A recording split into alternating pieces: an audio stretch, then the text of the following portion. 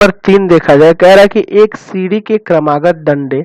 परस्पर 25 सेंटीमीटर की दूरी पर है। देखिए एक डंडा यहाँ है, फिर 25 सेंटीमीटर दूरी पर दूसरा डंडा है, फिर 25 सेंटीमीटर दूरी पर तीसरा डंडा है। डंडों की लंबाई एक समान रूप से घटती जाती है, यानी कि ये समान रूप से घट रही है, ठीक है, एक समान रूप से घटती जा रही है, यानी कि ये एपी में डंडों की लंबाई है, ठीक है। अच्छा, कह रहा है कि सबसे निचले डंडे की लंबाई 45 सेंटीमीटर है, ठीक है, और सबसे ऊपर है ना, और यदि ऊपरी और सबसे ऊपरी वाले डंडे की लंबाई 25 सेंटीमीटर है। सबसे नीचे वाला 45 और सबसे ऊपर वाला 25 सेंटीमीटर है, ठीक है। यदि ऊपरी और निचले डंडों के बीच की दूरी 2.5 मीटर है, यानी कि सबसे नीचे वाला और सबसे ऊपर वाला इन दोनों के बीच की दूरी 2.5 मीटर है, तो डंडे को बनाने के लिए लकड़ी का कितनी लंबाई लगेगी, यानी कि ये डंडे को बनाने के लिए लकड़ी की टोटल लंबाई, यानी कि इन सभी का योग निकालना होगा, सभी डंडों का योग निकालना होगा। तो पहले तो आपको पता होनी चाहिए कि इसमें कितने डंडे लगे हैं, ठीक है, डंडों की संख्या पता होनी चाहिए। तो यहाँ देखिए क्वेश्चन में दिया है कि प्रथम और अंतिम, यानी कि ऊपरी और निचली, ऐसे लिख सकते हैं, ऊपरी तथा निचले डंडे के बीच की दूरी,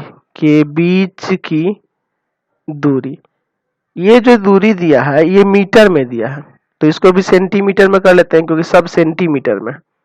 यानी ये आ जाएगा 5/2 मीटर, यानी हो जाएगा 5/2 और गुना में कितना 100 सेंटीमीटर। इसको इससे काट देंगे 50 बार में, तो आ जाएगा 250 सेंटीमीटर।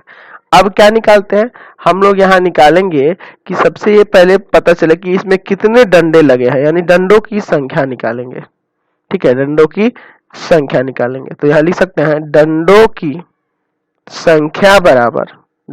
संख्या यानी कि n निकालना है आपको, तो n बराबर टोटल कितना है दूरी, सबसे निचली और सबसे ऊपर वाले के बीच की 250 सेंटीमीटर है,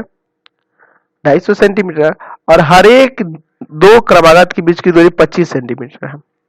ना, 25 सेंटीमीटर, और +1 दे देंगे।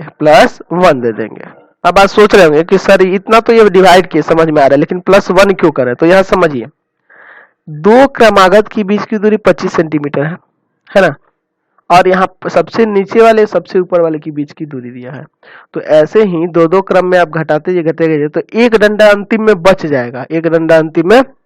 जाएगा, यानी इसीलिए ये +1 किया गया है, ठीक है। तो इसको यहाँ से काटेंगे 10 बार में, यानी कि टोटल कितने डंडे हैं 11,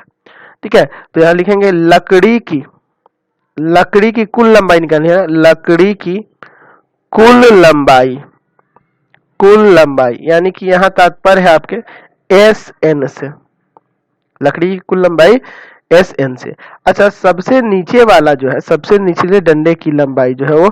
45 सेंटीमीटर है, तो यहाँ लिख देते हैं सबसे निचले डंडे की लंबाई उसको ना आप A मान लीजिए, है ना, 45 सेंटीमीटर, और सबसे ऊपरी डंडे की लंबाई उसको ना आप AN मान लीजिए, ठीक है, वो AN दिया है, AN बराबर कितना दिया है सबसे ऊपर वाले का, तो सबसे ऊपर वाले का यहाँ दिया है 25 सेंटीमीटर, तो ये AN मान लीजिए, ठीक है। अब यहाँ से SN निकालिए, SN यही ना आपको निकालना था, यही निकालना है, तो यहाँ लिखेंगे SN बराबर n/2 ब्रैकेट में A + AN, ये वाला लगा देते हैं, तो 11/2 ब्रैकेट में A का मान कितना है 45 और प्लस AN का मान कितना है 25, ये किस में आएगा, तो ये सेंटीमीटर में आएगा। चलिए यहाँ सॉल्व करते हैं थोड़ा, 11/2 ये दोनों जोड़ दीजिए तो कितना हो जाएगा, ये 70 ना सेंटीमीटर। इसको इससे काट देते हैं 35 बार में, और 35 में 11 से गुना करेंगे 385 सेंटीमीटर कुल लकड़ी की लंबाई आ जाएगा। Question number